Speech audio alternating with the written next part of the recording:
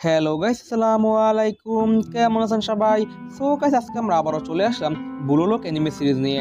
আজকে আমরা এক্সপ্লেন করবো বুলোলক অ্যানিমে সিরিজের এপিসোড 6। তো আগের এপিসোডে দেখানো হয়েছিল টিম জেড অর্থাৎ ইসরায়েলের টিম তাদের সেকেন্ড ম্যাচ টিম ওয়াই এর সাথে জিতে যায়, আর এখন তাদের থার্ড ম্যাচ ছিল টিম ডব্লিউ এর সাথে।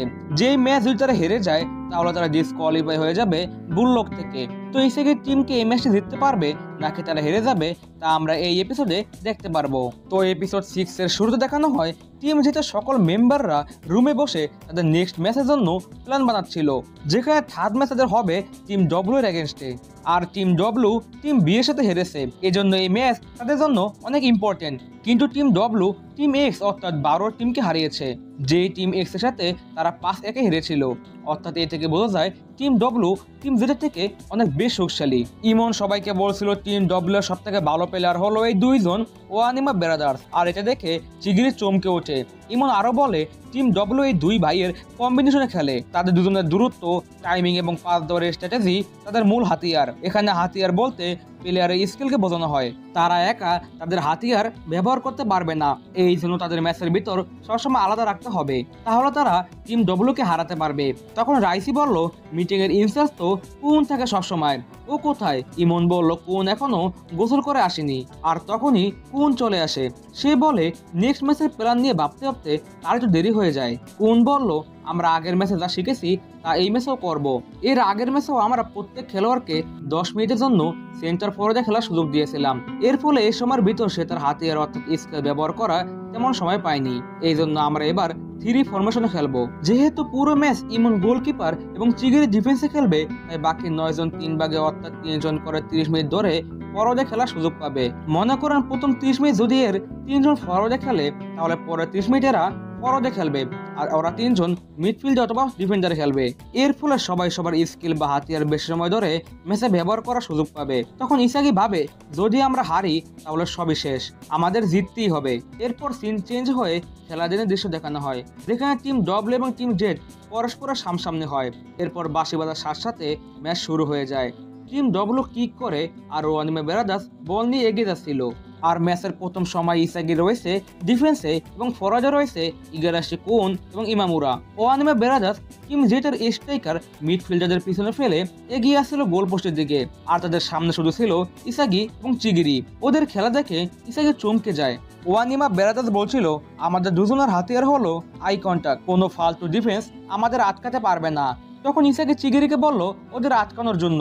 এটা শুনে ওয়ানিমা ব্রাদার্সের এক ভাই আরেক ভাইকে বলল ওই দেখো চিগিরি এখনো ফুটবল খেলছে, অতীতের সাফল্য মনে হয় এখনো বলতে পারেনি। তারা চিগিরিকে বলে আমাদের কাছে এসো না, না হলে তোমার কাছের পা ভেঙে যাবে। এ থেকে বোঝা যায় হয়তো তারা চিগিরির পরিচিত, কারণ তারা চিগিরের পায়ের হাত দিতে ফাটা সেটা জানে। এরপর তারা চিগিরের সামনে থেকে বল পাস দিতে দিতে চলে যায়, আর তখন ইসাকি ট্যাকেল করে তাদের থেকে বল নিয়ে নেয়, আর ওরা নিচে পড়ে যায়। তখন ওরা বলল এইটা তো ফাউল। তখন ইসাকি বলল যেহেতু VAR কিছু বলেনি তার মানে এটা ফাউল না। এরপর ইসাকি ইমামুরকে বল পাস দিয়ে দেয়, আর চিগিরিকে বলে ওদের কথায় কান না দিতে, যা হয়েছে তা অতীত ছিল, এখন সে টিম জেটের একজন প্লেয়ার। এরপর ইমামুরা ইসাকিকে বল পাস দেয়। তখন ইসাকি বল নিয়ে সামনের দিকে যাচ্ছিল, আর চিগিরিকে বলছিল এখানে সবাই নিজের ভবিষ্যৎ বানানোর জন্য এসেছে, আর কেউ চায় না ফুটবলকে ছাড়তে।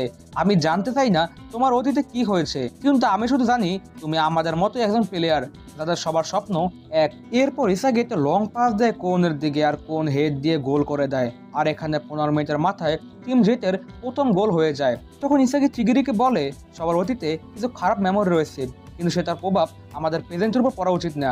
এরপর আবারও ম্যাচ শুরু হয়ে যায়, যেখানে এক ভাই আরেক ভাইয়ের কাছে বল পাস দেয়, কিন্তু ওই ভাই দুঃখী হয়ে যায় কারণ তারা এখন একটি গোলও দিতে পারলো না।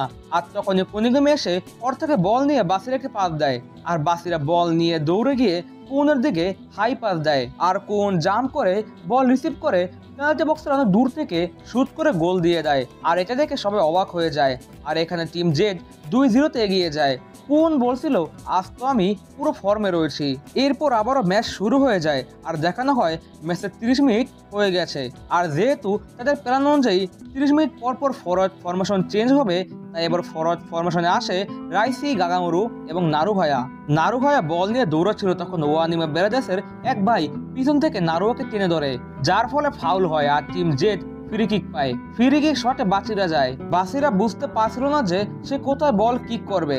যেহেতু কোনের হাতিয়ার হলো হাই জাম্প, তাই সে কোনের দিকে কিক করে আর সাথে সাথে কোনেরটা হাই জাম্প করে হেড দিয়ে গোল করে দেয়।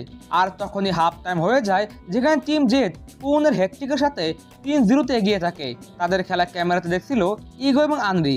আনরিগোকে বলে এই ছেলেকে তো এর আগে কখনো এত ভালো খেলতে দেখিনি, কিন্তু ইগো হয়তো অন্য কিছু ভাবছিল। আর এদিকে সবাই কোনের প্রশংসা করছিল। সবকিছু দেখে মনে হচ্ছিল টিম জেড হয়তো খুব সহজেই ম্যাচটি জিতে যাবে। যেই টিম এক্স এর সাথে ইসিআইডির টিম 5-1 হেরেছে, সেই টিমকে টিম ডব্লু খুব সহজে হারিয়েছিল। নিঃসন্দেহে টিম ডব্লু ইসিআইডির টিমের থেকে অনেক পাওয়ারফুল। তারপরে কিভাবে তারা এইভাবে গোল খাচ্ছে, অনেক প্রশ্ন রয়েছে, তার সামনে জানা যাবে। এরপর টিম জেড গ্রাউন্ডের দিকে রওনা হয়, কারণ ব্রেক টাইম শেষ। তখন ইসাগি চিগিরিকে বলে, দেখেছো সবাই কত খুশি, তুমি কি এখনো ফুটবলকে ছাড়তে চাও? কিন্তু চিগিরি কিছু বলে না। এরপর সেকেন্ড হাফের ম্যাচ শুরু হয়ে যায়, যেখানে রাইসি বল নিয়ে দৌড়াচ্ছিল।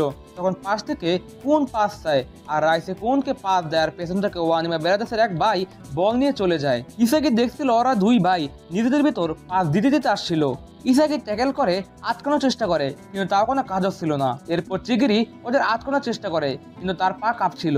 আর ওরা চিগিরিকে পিছনে ফেলে অনেক ইজিলি গোল দিয়ে ফেলে।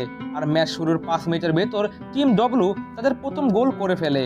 আবারও ম্যাচ শুরু হয়, আর কোন তার সামনে থাকা রাইসিকে পাস না দিয়ে পিছন থাকা ইসাগিকে সোলো পাস দেয়। এই পাসটি এতই আসতে ছিল যে ইসাগি বলের কাছে যাবার আগেই ওয়ানিমা বেরাদাস বল নিয়ে গিয়ে আরো একটি গোল করে দেয়।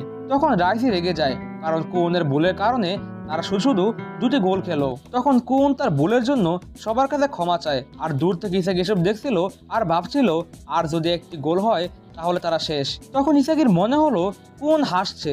এরপর আবারও ম্যাচ শুরু হয়ে যায়, যেখানে 30 মিনিট বাকি ছিল ম্যাচ শেষ হতে। আর তখন তাদের প্ল্যান অনুযায়ী ফরওয়ার্ডে আসে ইসাগি, কুনিগামি ও বাচিরা।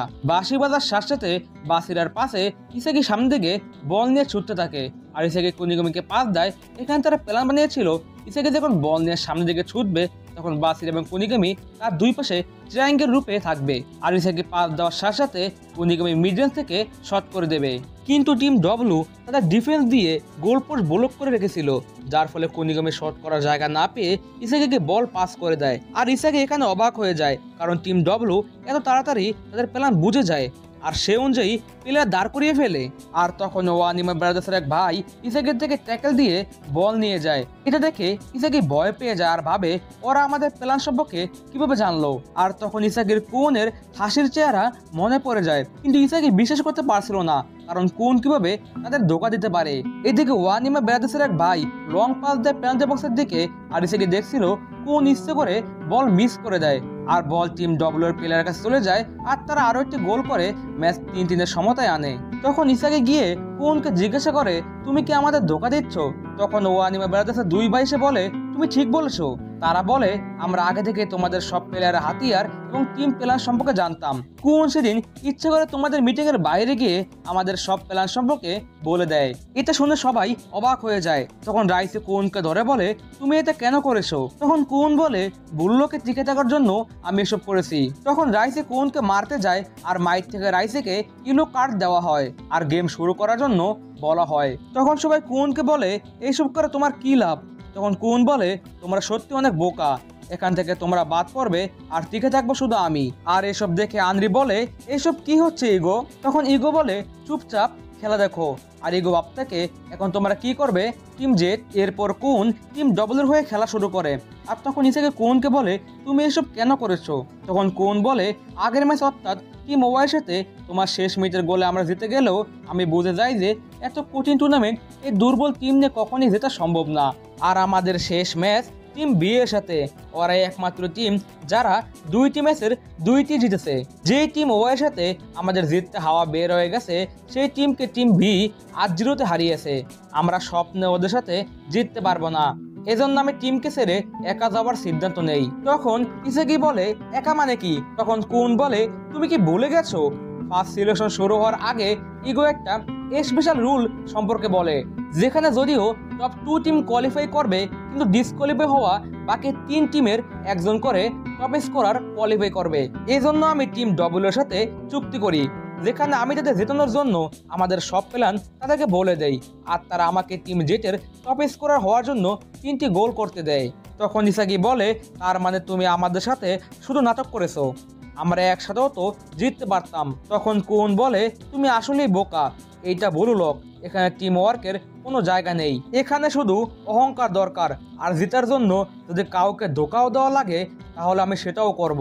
আর এখানে টিম ডব্লু আরও একটি গোল করে দেয়, আর 75 মিনিটের মাথায় টিম ডব্লু 4-3 গোলে এগিয়ে যায়। আর এর সাথে শেষ হয়ে যায় ব্লু লকের এপিসোড 6। টিম জেট কি তাহলে হেরে এখানে বাদ পড়ে যাবে? আর যদি বাদ পড়ে যায় তাহলে ইসাগি সহ সবার ক্যারিয়ার কি এখানেই শেষ হয়ে যাবে? অনেক কিছু হতে পারে, তা আমরা পরের এপিসোডে জানতে পারবো। দেখা হচ্ছে পরের এপিসোডে। ততক্ষণ বন্ধু, till then take care and good bye guys.